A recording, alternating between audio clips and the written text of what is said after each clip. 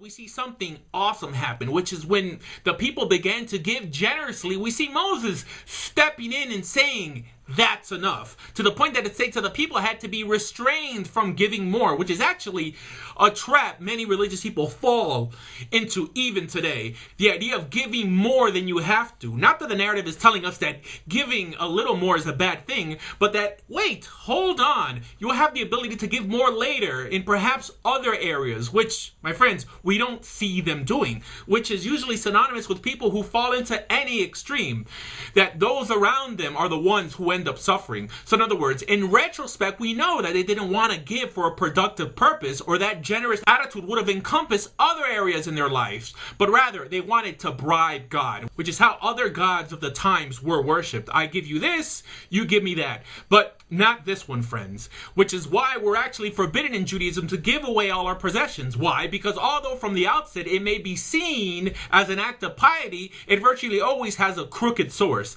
Because obviously, if you gave it all away, what's your children or your wife going to do?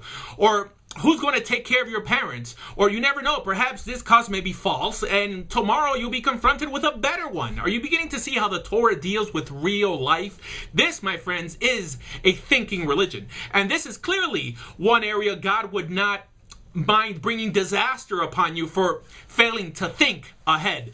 We even see this today with the twisted movement seen in the Orthodox world, where people give up their jobs and careers to learn Torah all day. And not only do they live off charity, they send their wives to work. In other words, we must constantly tell ourselves, does something not just sound or look good, but does it do good? And that is a huge problem within any of the ascetic groups today. They assume because someone looks excessively religious, that that person is in some way closer to the truth, which has always been the only way we could see the world improve, by little increments. Compare that to the utopian movements that have only left mass death and carnage for us to read about.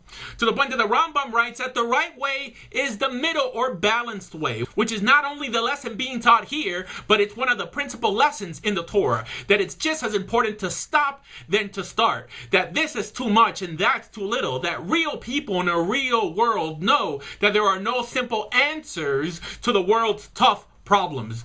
It's really some of this and some of that, and a time for this and a time for that. Regardless, you have to think. It's not just throw yourself in the fire or just leave everything up to God when there are avenues you haven't tried yet.